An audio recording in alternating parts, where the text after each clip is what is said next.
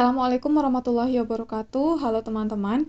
Di video kali ini kita akan mengerjakan latihan soal TWK CPNS 2023 dan video ini video yang ke-137. Soal pertama. Integritas nasional seharusnya dimulai dari pejabat negara sehingga dapat menjadi contoh bagi warga negara. Salah satu contoh yang bisa dilihat adalah pejabat negara tidak mendukung praktik korupsi. Komisi Pemberantasan Korupsi merupakan lembaga negara yang dibentuk untuk menyelidiki berbagai kasus yang berhubungan dengan kejahatan korupsi, kolusi, dan nepotisme atau KKN. Berbagai kasus korupsi berhasil diungkap dan diusut oleh KPK sampai pada tahap penangkapan pelakunya. Namun hal ini tidak semerta-merta mengurangi praktik korupsi. Kasus korupsi malah semakin marak terjadi dan terus menggerogoti anggaran negara. Salah satu upaya yang dapat dilakukan dalam rangka menghentikan praktik korupsi adalah A. Merumuskan peraturan perundang-undangan yang memberi efek jera terhadap pelaku korupsi. B. Mengembangkan sikap sadar hukum dari tingkat lingkungan paling kecil. C. Menegakkan hukum setegak-tegaknya tanpa memandang apa latar belakang pelaku. D. Melakukan sosialisasi mengenai tindak pidana korupsi serta implikasinya. E. Menjatuhkan pidana berat kepada para terpidana korupsi. Silakan teman-teman jawab. Soal nomor 1, jawabannya adalah pilihan C, menegakkan hukum setegak-tegaknya tanpa memandang apa latar belakang pelaku. Soal nomor 2, seorang mahasiswa sedang menghadapi ujian akhir dan merasa sangat tertekan. Dia memiliki keinginan untuk mencontek jawaban dari temannya yang sudah menyelesaikan ujian, tetapi pada saat yang sama dia juga sadar bahwa itu tidak benar dan tidak jujur. Apa yang seharusnya dilakukan oleh mahasiswa tersebut untuk menjaga integritas dan kejujurannya? A. Mencontek jawaban teman agar mendapatkan nilai yang baik. B. Meminta bantuan dosen atau tutor untuk membantunya memahami materi ujian. C. Membatalkan niat untuk mencontek dan berusaha sebaik mungkin untuk menjawab sendiri. D. Bertanya kepada teman di sampingnya dan kemudian berusaha sebaik mungkin untuk menjawab sendiri. E. Menyerah dan tidak mengerjakan ujian karena merasa tidak mampu. Silakan teman-teman jawab. Soal nomor 2, jawabannya adalah pilihan C.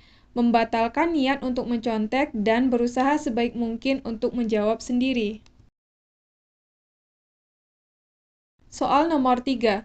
Sebuah sekolah ingin membangun budaya integritas di lingkungan siswa. Salah satu tindakan yang dapat dilakukan adalah dengan menyeleksi dan merekrut guru yang memiliki integritas yang tinggi.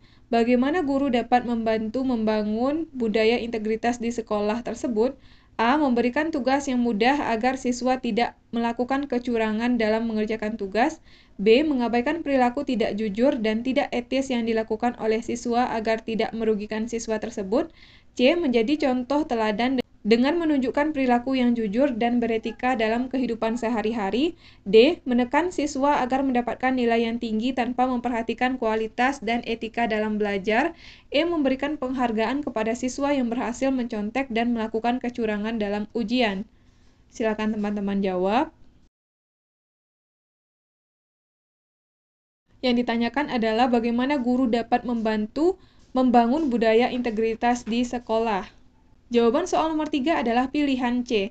Menjadi contoh teladan dengan menunjukkan perilaku yang jujur dan beretika dalam kehidupan sehari-hari. Soal nomor 4.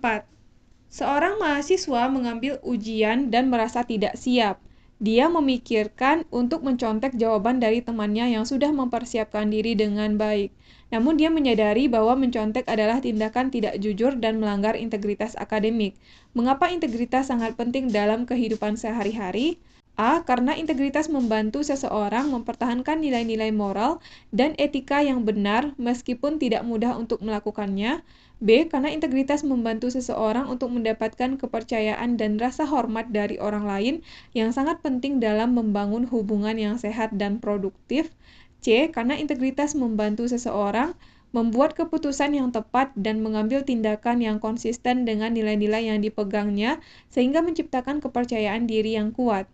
D. Karena integritas membantu seseorang mempertahankan standar kualitas dan keandalan yang tinggi dalam pekerjaannya, yang penting untuk kesuksesan dan reputasi baik di bidang pekerjaannya. E. Karena integritas membantu seseorang menghindari tindakan yang merugikan diri sendiri atau orang lain dan bertanggung jawab atas tindakan yang dilakukannya. Silakan teman-teman jawab. Soal nomor 4 menanyakan mengapa integritas sangat penting dalam kehidupan sehari-hari. Jawabannya adalah pilihan A, karena integritas membantu seseorang mempertahankan nilai-nilai moral dan etika yang benar meskipun tidak mudah untuk melakukannya. Soal nomor 5. Terdapat 9 nilai integritas dalam anti korupsi. Dibagi menjadi 3 aspek diantaranya. A. Inti personal sikap. B. Kerja inti sikap.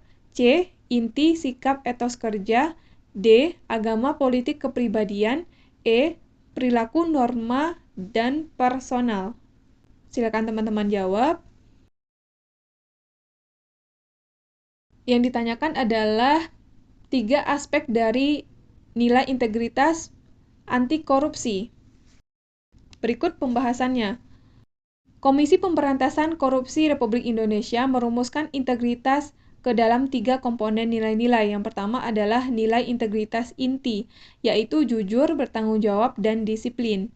Berintegritas jujur adalah lurus hati, tidak curang, dan tidak berbohong. Sementara tanggung jawab memiliki arti siap menanggung akibat dari perbuatan yang dilakukan, alias tidak buang badan. Adapun disiplin merupakan sikap taat terhadap peraturan baik tertulis maupun tidak tertulis. Yang kedua, nilai integritas, etos kerja, yaitu mandiri, kerja keras, dan sederhana. Mandiri artinya tidak bergantung pada orang lain, kerja keras berarti gigih dan fokus dalam melakukan sesuatu, serta tidak asal-asalan, sedangkan sederhana memiliki arti bersahaja dan tidak berlebih-lebihan. Yang ketiga, nilai integritas sikap, yaitu berani, peduli, dan adil. Berani memiliki arti mantap hati dan percaya hati, tidak gentar dalam menghadapi bahaya, kesulitan, dan sejenisnya. Sementara peduli artinya mengindahkan, memperhatikan, atau menghiraukan orang lain. Adapun adil ialah berlaku sepatutnya dan tidak sewenang-wenang. Jadi 3 komponen nilai-nilai integritas menurut KPK adalah nilai integritas inti, nilai integritas etos kerja, dan nilai integritas sikap. Jadi soal nomor 5 jawabannya adalah pilihan C. Inti, sikap, dan etos kerja. Soal nomor 6. Seorang pegawai ASN saat melaksanakan tugasnya harus sesuai pada nilai dasar dan berperilaku sesuai kode etik kecuali A. Menggunakan kekayaan dan barang milik negara secara bertanggung jawab dan efektif dan fleksibel. B. Memberikan informasi secara benar dan akurat. C. Amanat Pancasila dalam membangun integritas warga negara yang merujuk pada sila keempat menunjukkan etika moral alam. D. Melaksanakan tugas sesuai perintah atasan atau pejabat berwenang selama tidak bertentangan dengan peraturan perundang-undangan. E. Semua salah. Yang ditanyakan adalah seorang pegawai ASN saat melaksanakan tugas harus sesuai pada nilai dasar dan berperilaku sesuai kode etik kecuali. Silakan teman-teman jawab. Karena yang ditanyakan kecuali pada soal nomor 6, maka jawabannya adalah pilihan A, yaitu menggunakan kekayaan dan barang milik negara secara bertanggung jawab dan efektif dan fleksibel. Kenapa ini salah? Karena seharusnya fleksibel diganti dengan efisien, bukan fleksibel. Jadi, dalam menggunakan kekayaan dan barang milik negara, kita seorang ASN harus bertanggung jawab, efektif, dan efisien. Soal nomor 6 jawabannya adalah pilihan A. Soal nomor 7. BPUPKI melaksanakan sidang kedua pada tanggal 10-17 Juli 1945. Pada sidang kedua tersebut, BPUPKI membentuk 3 kepanitiaan. 3 panitia yang dibentuk dari sidang BPUPKI tersebut adalah A. Panitia Hukum Dasar, Panitia Kemerdekaan, dan Panitia 9. B. Panitia Hukum Dasar, Panitia Masalah Ekonomi, dan Panitia Masalah Bela Negara. C. Panitia Hukum Dasar, Panitia Ekonomi, dan Panitia Kemerdekaan. D. Panitia Ekonomi, Panitia Kemerdekaan, dan Panitia Bela Negara. E. Panitia Ekonomi, Panitia Kemerdekaan, Panitia Kenegaraan. Silakan teman-teman jawab. Soal nomor 7, karena yang ditanyakan 3 panitia yang dibentuk dari sidang BPU PKI, maka jawabannya adalah pilihan B, yaitu panitia hukum dasar, panitia masalah ekonomi, dan panitia masalah bela negara. Soal nomor 8, panitia 9 terbentuk sebagai tanggapan serius dalam usulan Insinyur Soekarno yang menyampaikan dasar negara, yang ia sebut dengan Pancasila. Panitia tersebut bertugas merumuskan Pancasila. Pada proses perumusan dasar negara tersebut melibatkan tokoh nasionalis dan tokoh Islam. Di bawah ini merupakan tokoh Islam kecuali A. Kiai Haji Wahid Hasyim, B. Ahmad Subarjo, C. Abdul Kahar Muzakir, D. Agus Salim, E. Abi Kusno Jokrosujoso. Yang ditanyakan adalah yang bukan tokoh Islam. Silakan teman-teman jawab. Berikut pembahasan soal nomor 8. Ahmad Subarjo adalah salah satu tokoh pejuang pada masa perjuangan kemerdekaan Indonesia. Ahmad Subarjo juga ikut andil dalam proses perumusan naskah proklamasi dan tergabung dalam Panitia 9 buatan BPU PKI untuk merumuskan dasar negara Indonesia. Ia sebagai perwakilan tokoh nasionalis yang aktif dalam organisasi Jong Java dan Persatuan Mahasiswa Indonesia di Belanda. Jadi karena yang ditanyakan yang bukan merupakan tokoh Islam, maka jawabannya adalah pilihan B, yaitu Ahmad Subarjo. Soal nomor 9. Pancasila merupakan ideologi terbuka. Di satu pihak kita harus mempertajam kesadaran akan nilai-nilai yang bersifat abadi. Nilai-nilai yang bersifat abadi itu terdapat pada A. Pembukaan Undang-Undang Dasar 1945, B. Batang tubuh Undang-Undang Dasar, C. Penjelasan Undang-Undang Dasar, D. Setiap pasal dalam batang tubuh Undang-Undang Dasar, E. Amandemen Undang-Undang Dasar. Silakan teman-teman jawab.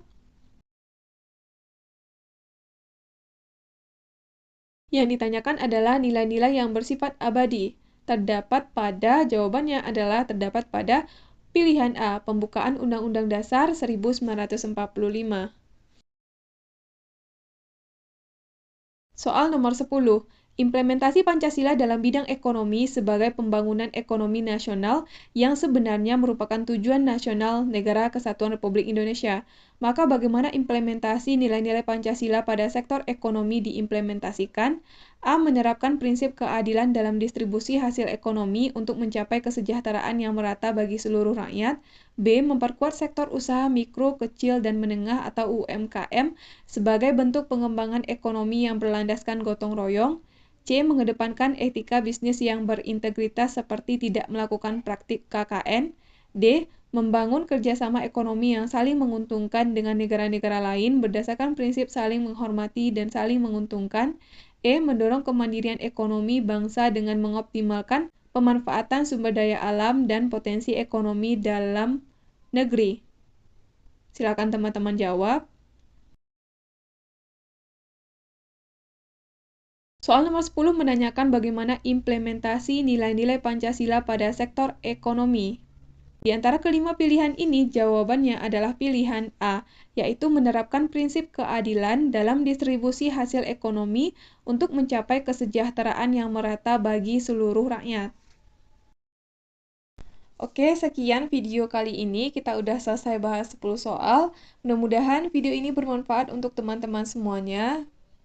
Terima kasih udah nonton sampai selesai dan sampai ketemu lagi di video selanjutnya.